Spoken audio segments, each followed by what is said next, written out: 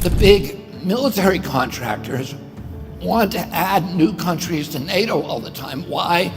Because then that country has to conform its military purchases to NATO weapon specifications, which means certain companies, Northrop Grumman, Raytheon, General Dynamics, Boeing, and Lockheed, get a trapped market.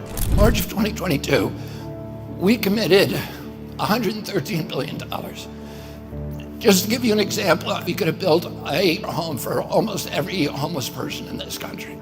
We then committed another $24 billion since then, 2 months ago, and now President Biden's asking for another $60 billion. But the big expenses are going to come after the war, when we have to rebuild all the things that we destroyed.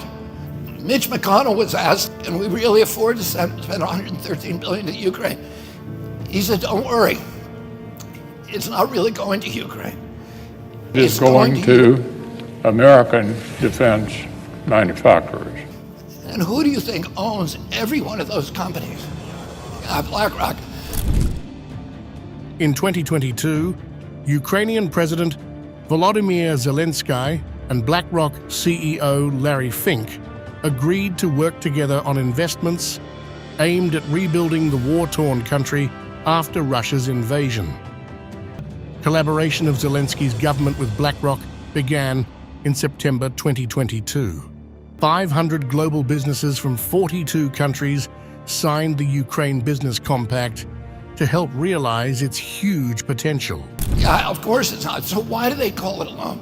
Because if they call it a loan, they can impose loan conditions. And what are the loan conditions that we impose on? Number one, an extreme austerity program, so that if you're poor in Ukraine, you're going to be poor forever.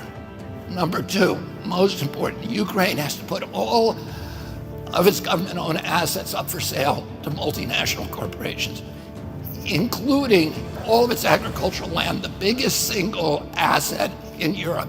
In Ukraine, there's been 1,000 years of war fought over that land. It's the richest farmland in the world. It's the breadbasket of Europe.